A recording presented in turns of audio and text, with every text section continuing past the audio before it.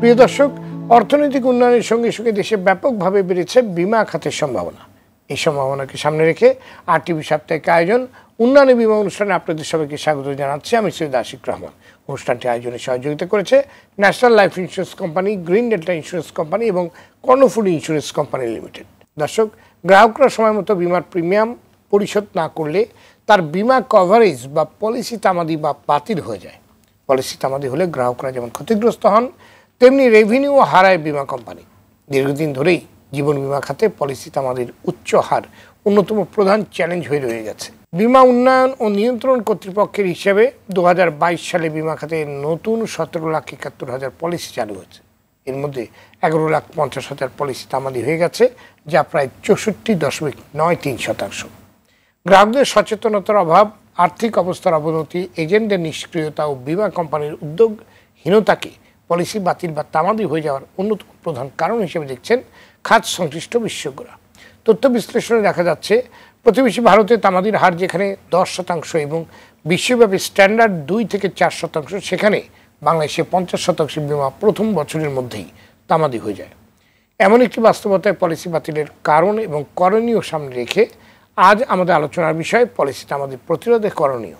আর এই বিষয়ে আলোচনার জন্য আজ আমাদের সঙ্গে স্টুডিওতে আছেন আকিস তাকাফুল লাইফ ইন্স্যুরেন্স PLCর ব্যবস্থাপনা পরিচালক ও CEO মোহাম্মদ আলমগীর চৌধুরী, ট্রাস্ট ইসলামী লাইফ ইন্স্যুরেন্স লিমিটেডের ব্যবস্থাপনা পরিচালক ও CEO মোহাম্মদ গিয়াসউদ্দিন এবং ক্যাপিটাল মার্কেট জার্নালিস্ট ফোরামের প্রেসিডেন্ট ও ইন্স্যুরেন্স রিপোর্টার্স ফোরামের সাবেক প্রেসিডেন্ট SM গোলাম সামদানি ভূঁইয়া।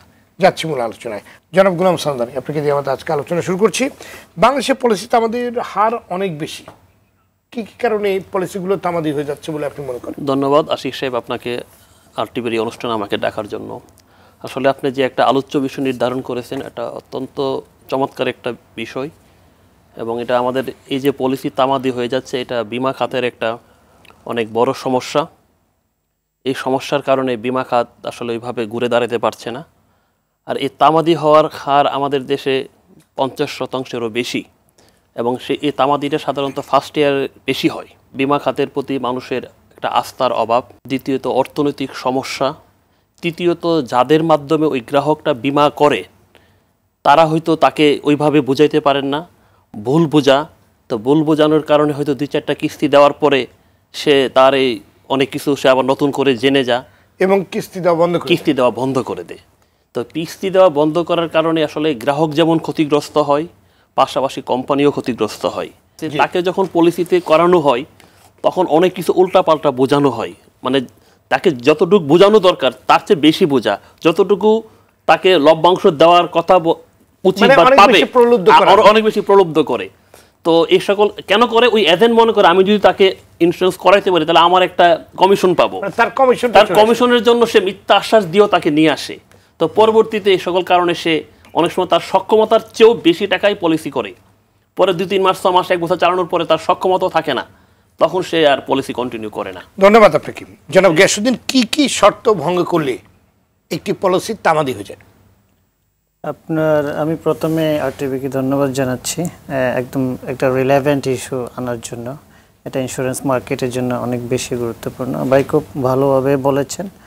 আর তামাদি হওয়ার জন্য সবচেয়ে প্রধান শর্ত হচ্ছে যে অন টাইমে প্রিমিয়ামটা জমা না করা। অন টাইমে প্রিমিয়ামটা জমা না করলে 1 মাস পর্যন্ত আপনার গ্রেস পিরিয়ড থাকে, গ্রেস পিরিয়ডের পরে সেটা তামাদি হয়ে যায়। এখন তামাদি হওয়ার অনেকগুলো কারণ আসলে আমরা আমাদের অ্যানালাইসিসে দেখি। সেটার মধ্যে একটা হচ্ছে আপনার negative image of life insurance in Bangladesh market. এটা যদি আমি একটু ইলেবরেটলি বলি, আমরা যদি গ্লোবাল ইন্স্যুরেন্স মার্কেটের দিকে তাকাই, সেখানে দেখলাম গ্লোবাল ইন্স্যুরেন্স মার্কেটের ইন্স্যুরেন্সের অ্যাসেট হচ্ছে প্রায় 32 ট্রিলিয়ন আর লাইবিলিটি হচ্ছে 29 ট্রিলিয়ন। দ্যাট মিনস আপনার লাইবিলিটির চেয়ে অ্যাসেট প্রায় 9% বেশি। আপনি যদি বাংলাদেশের ইন্স্যুরেন্স মার্কেটের কথা চিন্তা করেন, সেটা অবস্থা খুব ভয়াবহ। আবার যদি স্পেসিফিক কিছু কোম্পানিকে যদি আপনি চিন্তা করেন, দেখবেন যে ওদের অ্যাসেট হচ্ছে 20%, লাইবিলিটি হচ্ছে 100%।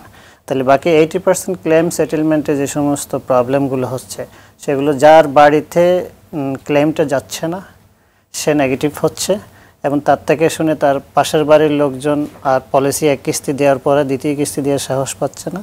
এইভাবে করে আপনার ম্যান টু ম্যান এটা একটা নেগেটিভ প্রচার হচ্ছে, যার কারণে কিন্তু এটা আপনার এই যে তামাদিগুলো বেশি হচ্ছে। সো এই ক্ষেত্রে আমি মনে করি ইন্স্যুরেন্স মার্কেটকে পজিটিভ করতে না পারলে বাংলাদেশের প্রেক্ষাপটে তামাদির হার কমানোটা খুব কঠিন হয়ে যাবে। এটা আমাদের জন্য অনেক বড় একটা চ্যালেঞ্জ। পলিসি তামাদি হয়ে গেলে এর কি ধরনের প্রভাব বিমা কোম্পানিগুলোর উপরে অ্যাজ ওয়েল সার্বিকভাবে বিমা খাতের উপর পড়ে? প্রথম কথা হচ্ছে যে পলিসি তামাদি হয়ে গেলে বিমা কোম্পানির উপর অনেক বড় একটা প্রভাব পড়ে, কারণ একটা পলিসি হওয়ার পরে বিমা কোম্পানি প্রথম কিস্তিতে তার সর্বোচ্চ কস্টিংটা করে ফেলে। বিমা কোম্পানি মেন যে টাকাটা পায় সেটা সেকেন্ড কিস্তি থেকে। তাহলে যখন বিমা কোম্পানি পাওয়ার সময় তখন কিন্তু আর টাকাটা পাচ্ছে না, যখন এজেন্ট বা অন্যান্যরা পাওয়ার সময় তারা নিয়ে গেছে, তাহলে বিমা কোম্পানি সবচেয়ে বেশি ক্ষতিগ্রস্ত হয়। তখন তাদের অ্যাসেটে ইম্প্যাক্ট পড়ে, আপনার তাদের ক্লেম সেটেলমেন্টের প্রবলেম হয়, তাদের আপনার লিকুইডিটি ক্রাইসিস হয়, অনেক ধরনের প্রবলেম তাদেরকে ফেস করতে হয়। সেই জন্য আমি মনে করি যদি এটার সাথে আমি একটু যদি অ্যাড করি, সেক্ষেত্রে কিছু ভূমিকা রেগুলেটর সহ ইন্স্যুরেন্স কোম্পানিগুলোকে নেওয়া উচিত। লাইক একজন ইন্স্যুরেন্স এজেন্ট যখন প্রথমবার সেল করার পর সে সর্বোচ্চ কমিশনটা নিয়ে যাওয়ার পরে একটা পলিসির যে মানে আফটার সেল যে take care of after sale, এটা কিন্তু হয় না। সেক্ষেত্রে যে একটু এইরকম করা যায়, ধরেন একজনকে 50% কমিশন আমি খরচ করতেছি, ফার্স্ট ইয়ার আমি 30% করলাম, আমি যদি বলি যে সেকেন্ড ইয়ার আসলে ওই 20% দেওয়া হয়, এরকম কিছু যে কন্ডিশন আমরা অ্যাপ্লাই করতে পারি। তারপর এখন আমাদের রেগুলেটর অবশ্যই একটা জিনিস ইম্পোজ করছে, সেটা হচ্ছে আইসি, ইনিশিয়াল কমিশনের, অর্থাৎ আপনার একজন এজেন্ট যে কমিশনটা পাবে সেটা 10% রেখে দিতে হবে, তারপর সেটা রিনিউয়াল আসলে সেটা ইল রেট সহ ওটা ফেরত দেওয়া হবে, বাট পার্সেন্টেজটা নমিনাল হয়ে গেছে। যদি আরেকটু বেশি হয় তাহলে আমার মনে হয় এই ক্ষেত্রে এটা বড় পরিবর্তন আসতে পারে। ধন্যবাদ আপনাকে জনাব আলমগীর চৌধুরী। একজন গ্রাহক তার নিজের এবং পরিবারের সুরক্ষার জন্য অনেক আগ্রহ নিয়ে অনেক স্বপ্ন দেখে বিমা পলিসি গ্রহণ করে, কিন্তু পরবর্তীতে যেসব কারণে এই পলিসি চালু রাখে না কিংবা রাখতে পারে না, তাকে আপনারা চিহ্নিত করেছেন যে কি কি কারণে সে এটা কন্টিনিউ করছে না, কি কি কারণে সে আপনার বিমাটা রাখছে না?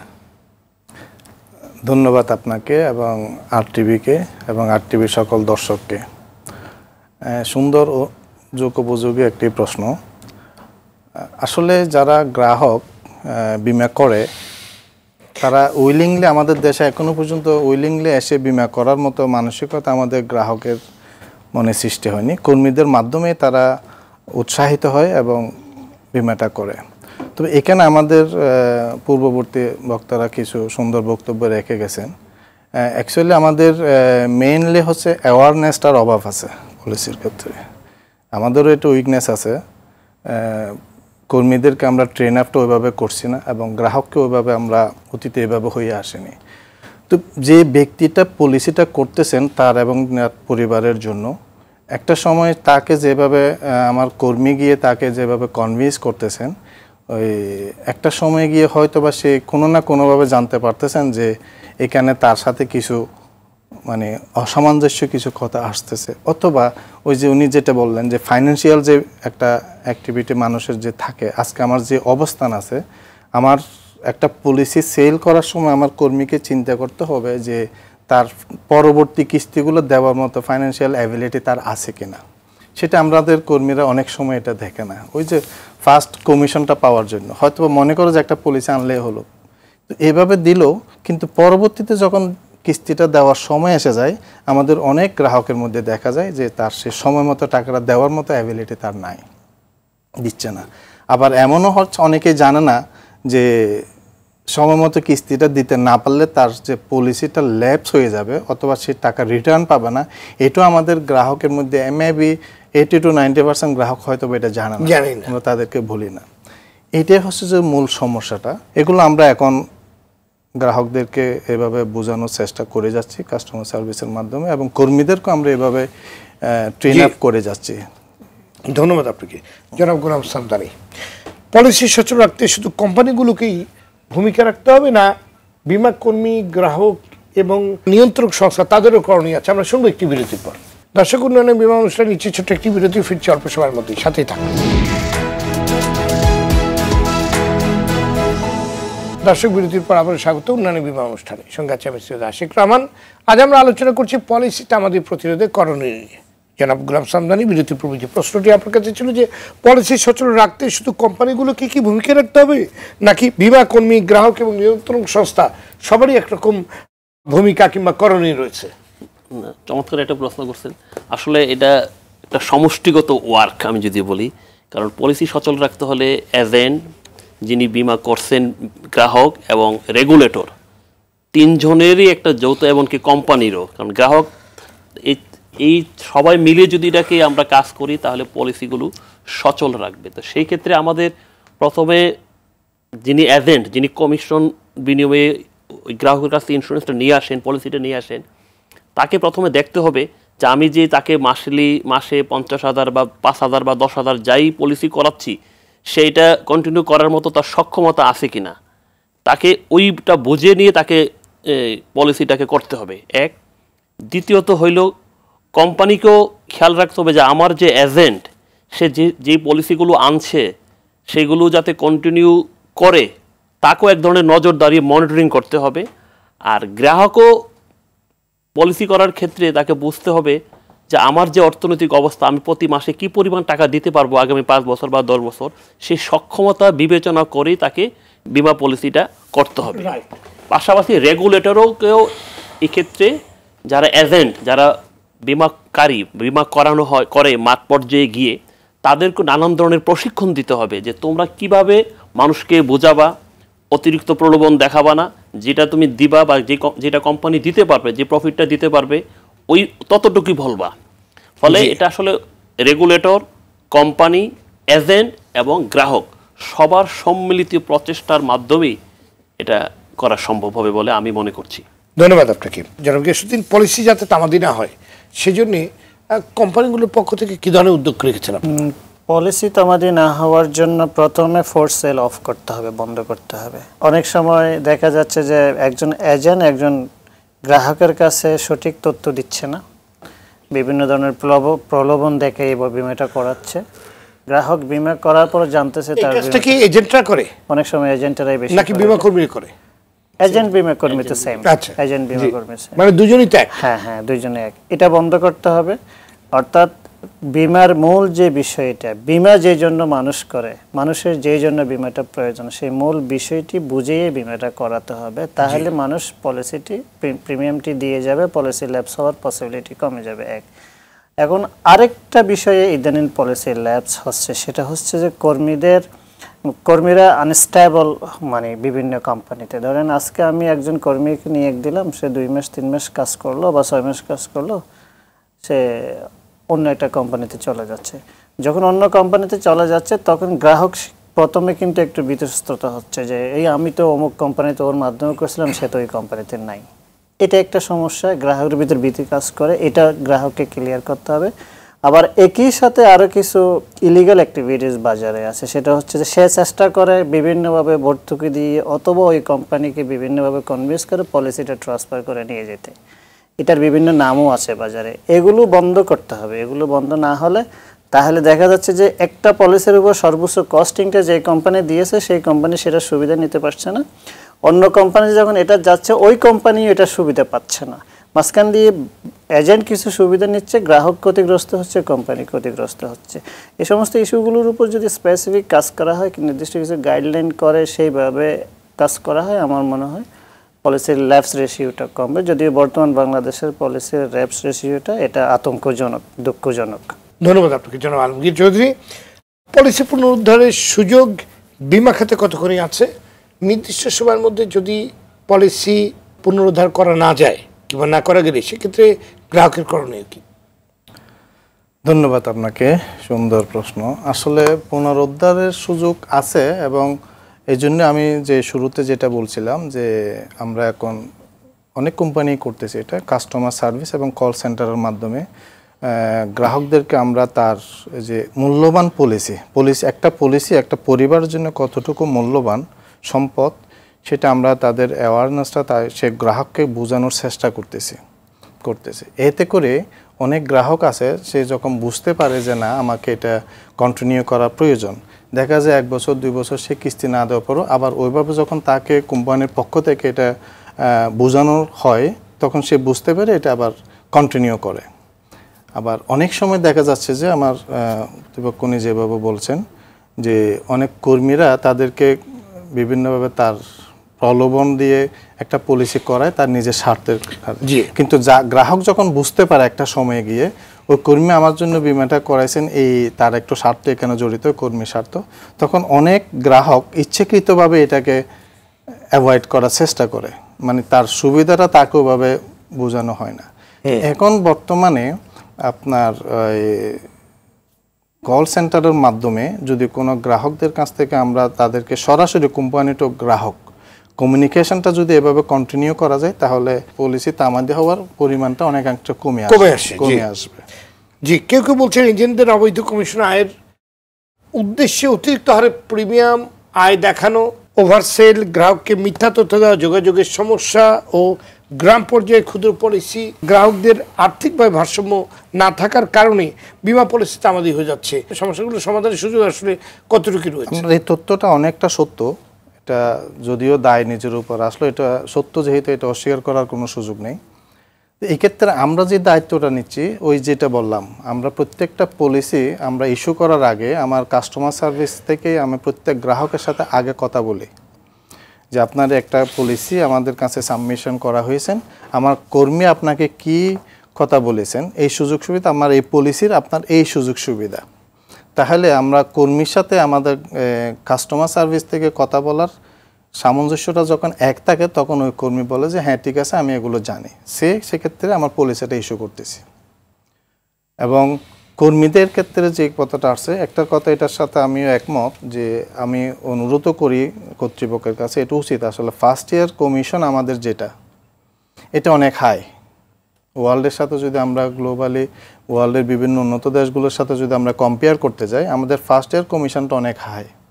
আমাদের যারা মাঠ কর্মী আছে সবাই কিন্তু সৎ কিংবা সবাই কর্মঠ অথবা একটু মনে করার কোনো কারণ একই রকম। তো সো এই ক্ষেত্রে হয় কি, যদি আমি মনে করি যে আমি একটা পলিসি যদি কোনোভাবে করাতে পারি 100 টাকা যদি একজন গ্রাহকের কাছ থেকে আনতে পারি তাহলে আমি এখান থেকে কোনোভাবে 110 টাকা বের করতে পারবো, তাইলে ওখানে ব্যাড পলিসি হবে, এটাই স্বাভাবিক, হচ্ছে বিভিন্ন কোম্পানিতে এই কাজটা হচ্ছে। আর এই কারণেই কিন্তু সে কোনোভাবে গ্রাহককে কনভিন্স করে একটা পলিসি নিয়ে আসতেছে ডিউ টু তার ইনকামের জন্য। নেক্সট ইয়ারে যখন সে আর দেখতেছে যে নেক্সট ইয়ারে গিয়ে তার খুব একটা বেশি কমিশন না, এই জন্য ওইটার প্রতি আর তার কোনো আগ্রহ থাকে না। জনাব গোলাম সামদানি, প্রিমিয়াম নবায়নকে বলা হয় বিমা খাতের প্রাণ। নবায়ন কি? নবায়ন করলেই তো আবার টার্নওভার হয়। তো এই ক্ষেত্রে কি ধরনের প্রতিবন্ধকতা আপনি দেখছেন এবং করণীয় কি বলে আপনি মনে করেন? আমরা শুনবো একটি বিরতির পরে। দর্শক, সময় হলো আরেকটি বিরতি, ফিরছি অল্প সময়ের মধ্যে, সাথে থাকুন। দর্শক, বিরতির পর আপনাদের আবারও স্বাগত উন্নয়নী বিমা অনুষ্ঠানে। আজ আমরা আলোচনা করছি পলিসিতে আমাদের প্রতিরোধে করণীয় নিয়ে। আমরা ফিরছি আলোচনা। জনাব গোলাম সামদানি, এই যে বিরতির আগে যে প্রশ্নটি আপনার কাছে আমার ছিল যে প্রিমিয়াম নবায়নকে বলা হয় বিমা খাতের প্রাণ, এক্ষেত্রে কি ধরনের প্রতিবন্ধকতা আপনি দেখছেন এবং করণীয় কি বলে আপনি মনে করেন? আসলে একটা বিমা কোম্পানির পলিসি হলো তার প্রাণ, পলিসি ছাড়া তো বিমা কোম্পানি চলতেই পারবে না। আর সেই ক্ষেত্রে পলিসি যদি নবায়ন না হয়, তামাদি হয়ে যায়, তাহলে তো কোম্পানির অর্থনৈতিকভাবে কোম্পানি খুবই ক্ষতিগ্রস্ত হবে। জি, সেই ক্ষেত্রে কোম্পানি অর্থাৎ পলিসিগুলো যাতে নবায়ন হয় সেই ক্ষেত্রে অবশ্যই কোম্পানিকেও একটু মনিটরিং করতে হবে যাতে করে এই পলিসিগুলো ল্যাপস না হয়ে যায়। তো সেই ক্ষেত্রে এই যে আমাদের দুই ভাই গিয়াস ভাই এবং নজরুল আলমগীর ভাই যে বলছেন যে আমরা ফার্স্ট ইয়ারে যে ইয়াটা দিয়ে দিই কমিশনটা, এই কমিশনটা যদি ফার্স্ট ইয়ারেরটা পুরোটা না দিয়ে এটা যদি আমরা first year second year even প্রয়োজনে থার্ড ইয়ারও আমরা দেই, তাহলে ওই আশায় ওই এজেন্ট গ্রাহকের সাথে যোগাযোগ রাখবে। তো সেই ক্ষেত্রে কোম্পানির অবশ্যই প্রিমিয়াম নবায়ন করাটা তার একটা প্রাণ, তার আর্থিক সচ্ছলতা বৃদ্ধি পাবে, কোম্পানির ফান্ড রেইজ হবে। আর কোম্পানি যদি অর্থাৎ প্রিমিয়াম যদি বিমা যদি নবায়ন না হয় তাহলে তো কোম্পানির আয় কমে যাবে। জি, আসলে করণীয় কি সেক্ষেত্রে?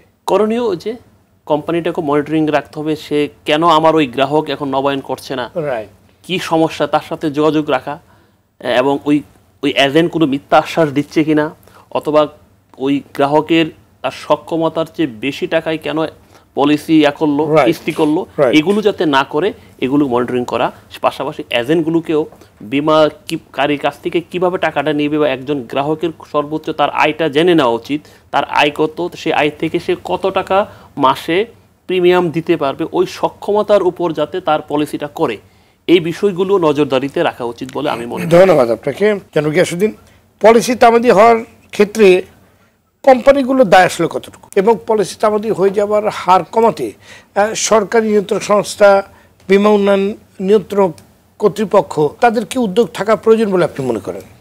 আমি মনে করি তামাদের ক্ষেত্রে দায় শুধু কারো একার না, এটা সমষ্টিগত। কোম্পানি বলি, কর্মকর্তারা বলি, সবার। আমরা যদি একটু দেখি আপনার তামাদের হার নিয়ে যদি আমরা একটু করি, আলোকপাত করি, তাহলে দেখবেন যে আপনার প্রিমিয়াম সেকেন্ড ইয়ার যেই হারে তামাদি হচ্ছে, সেকেন্ড ইয়ার অ্যান্ড অ্যাবাভ অথবা থার্ড ইয়ার অ্যান্ড অ্যাবাভ, সেই হারে তামাদি হচ্ছে না আপনার। এবং একটা গ্রাহক যদি 4 বছর 5 বছর চালায় একটা বিমা, তাহলে কিন্তু সেটা তামাদি হয় না বলে চলে। এটা তামাদি হয় যে ইন্টারন্যাশনাল স্ট্যান্ডার্ড অনুযায়ী যে 1-2% যেটা, এটা হয়। কিন্তু এক কিস্তি দেওয়ার পরে সবচেয়ে বেশি তামাদি হয়। তাহলে এক কিস্তি দেওয়ার পরে দ্বিতীয় কিস্তি আনাটা এনশিওর করতে হবে। যখন কোম্পানির কাছে একটা বিমা করার জন্য প্রপোজাল ফর্ম আসে, আমি মনে করি এজেন্ট বা ডেভেলপমেন্ট অফিসার দিক থেকে যেইভাবে আসুক না কেন, এটা আসার পরে পলিসিটা ফাইনালি অ্যাকসেপ্ট করার পূর্বে হেড অফিসের একটা ডিপার্টমেন্টের উচিত গ্রাহকের সাথে কথা বলা ইন ডিটেলস। আপনি যে প্রপোজাল ফর্মটা দিয়েছেন, এখানে 1 লাখ টাকা, এটা কি আসলে আপনার সামর্থ্য আছে, আপনার মোবাইল নাম্বারটা ঠিক আছে কিনা, আপনার ফ্যামিলি হিস্ট্রি ঠিক আছে কিনা, আসলে আপনি বিমাটা কিভাবে করেছেন, কিভাবে করাইছে, ইন ডিটেলস তার থেকে অ্যাকিউরেট ইনফরমেশনটা নিয়ে সেটাকে প্রয়োজনে রেকটিফাই করে যদি পলিসিটা অ্যাকসেপ্ট করা হয়, তাহলে সেক্ষেত্রে পলিসিতে আমাদের হার কমবে বলে মনে করি আমি। জি, ধন্যবাদ আপনাকে। আমাদের আলোচনা শেষ পর্যায়ে জনাব আলমগীর চৌধুরী, গ্রাহকদের সচেতনতার অভাবকে পলিসি তামাদি হয়ে যাওয়ার পিছনে অন্যতম প্রধান কারণ হিসাবে বলা হয়, কিন্তু আপনি আপনার বিশ্লেষণে কি বলবেন? গ্রাহক সচেতনতা বাড়াতে আপনাদের উদ্যোগ আসলে কি আছে? ধন্যবাদ। হ্যাঁ, আমার ভূমিকা আমি আগেও যে কথাটা বলেছি, আমার কোম্পানি, আমি যে কাজটা করেছি সেটা হচ্ছে আমার গিয়াস সাহেব যে কথাটা বলছেন, আমরা কোনো একটা পলিসি এখন অনবোর্ড করার আগে কিন্তু আমরা গ্রাহকের কাছ থেকে নিশ্চিত হই যে আমার একজন কর্মী সে গ্রাহককে যে কমিটমেন্ট দিয়ে পলিসিটা করে এনেছেন, কিনে এনেছেন, সেটার সাথে আমার কাস্টমার সার্ভিস অথবা কল সেন্টার থেকে কল দিয়ে সেটার মানে আমরা ম্যাচ হচ্ছে কিনা কথাগুলো, গ্রাহককে আমরা ওটা অ্যাওয়ারনেসটা তাকে দিয়ে আমরা কনভিন্স করে কনফার্ম করে তারপর পলিসিটা আমরা অ্যাকসেপ্ট করছি। তো যে কারণে এখন গ্রাহককে সচেতন করতেই হবে। আর আমাদের ব্যাপার হচ্ছে যে একটা পলিসি, বিমাটা কি অ্যাকচুয়ালি, আমাদের অনেক কর্মীরাও এটা বুঝে না, তাদেরকে আমাদের ট্রেনিংটা কিন্তু খুবই প্রয়োজন, যে এই জিনিসটা আমরা আসলে অনেক কোম্পানি আমরা এটাকে প্রাধান্য দিই না, ট্রেনিং এর আসলে বিকল্প নাই। তো ট্রেনিং দিয়ে যদি একজন কর্মীকে আমরা একজন গ্রাহকের কাছে পাঠাই, তাহলে গ্রাহকও বুঝতে পারবে, যে কর্মীও বুঝতে পারবে যে আমার গ্রাহককে আমার এই কথাগুলো বলতে হবে, এই পলিসি যেটা দিচ্ছে আমি, সেই পলিসির তার ভবিষ্যৎ কি, তার এটা সম্পর্কে তার উপকার কি হবে, সে কি পাবে কি না হবে, সব কিছু যখন একজন গ্রাহক জেনে একটা পলিসি করবে, তাহলে এই পলিসিতে আমাদের হওয়ার সম্ভাবনা খুবই কম। যখন আমি কোনো একজন কর্মীকে যদি বলি তুমি এইভাবে যদি না হয় পলিসি যদি করো, অথবা তোমার করা পলিসিগুলো যদি তোমার ল্যাপস হয়ে যায়, ল্যাপস পার্সেন্টেজটা যদি বেশি হয়ে যায়, তাহলে নেক্সট তোমার প্রমোশন অথবা তোমার অন্যান্য সুবিধাগুলো থেকে আমরা তোমাকে স্টপ করব অথবা বঞ্চিত করব। এখন প্রবলেম যেটা হয়, এটা আমাদের দেশে একটা বড় সমস্যা, সেটা হচ্ছে যেমন আমি যদি আমার একজন কর্মীকে এইভাবে আমি যদি তাকে থ্রেট দিই অথবা বলি, কিন্তু আরেক কোম্পানি তাকে আরেকটা প্রমোশন দিয়ে নিয়ে যাচ্ছে। জি, আমরা বুঝতে পেরেছি। ধন্যবাদ আপনাদের সবাইকে আজকে আলোচনায় যোগ দেওয়ার জন্য। দর্শক, পলিসিতে আমাদের উচ্চ হার দেশের বিমা খাতের উন্নয়নের ক্ষেত্রে বড় প্রতিবন্ধকতা তৈরি করে রেখেছে। সুতরাং বিমা খাতের প্রত্যাশিত বিকাশ নিশ্চিত করতে হলে পলিসিতে আমাদের হার কমাতে হবে, আর এই হার কমিয়ে আনতে বিমা খাতের সংশ্লিষ্ট সব পক্ষকে সম্মিলিত উদ্যোগ নিতে হবে। প্রিমিয়াম প্রদানের প্রক্রিয়া সহজীকরণ করতে হবে, স্বয়ংক্রিয় প্রিমিয়াম প্রদানের সুযোগ অবারিত ও জনপ্রিয় করতে হবে, গ্রাহকদের পলিসির তথ্য বিস্তারিত জানাতে হবে, গ্রাহক সচেতনতা বাড়াতে প্রচারণার উদ্যোগ নিতে হবে, সামর্থ্য অনুযায়ী গ্রাহকদের পলিসি গ্রহণ করতে হবে, বিমা কর্মী বা এজেন্টদের কর্মকাণ্ড যথাযথভাবে মনিটরিং করতে হবে, এজেন্টদের কমিশন কাঠামোয় পরিবর্তন আনতে হবে, তাদের প্রশিক্ষণের ব্যবস্থা করতে হবে। এমন পরামর্শগুলো উঠে এসেছে আজকে আলোচনায়। দর্শক, আজ এ পর্যন্তই। আগামী সপ্তাহে আবারও দেখা হবে। জানিয়ে রাখছি, উন্নয়নের বিমা অনুষ্ঠানটি আয়োজনে সহযোগিতা করেছে national life insurance company limited, green delta insurance company এবং কর্ণফুলী ইন্স্যুরেন্স কোম্পানি লিমিটেড। সবাই ভালো থাকুন, সুস্থ থাকুন, সঙ্গে থাকার জন্য ধন্যবাদ।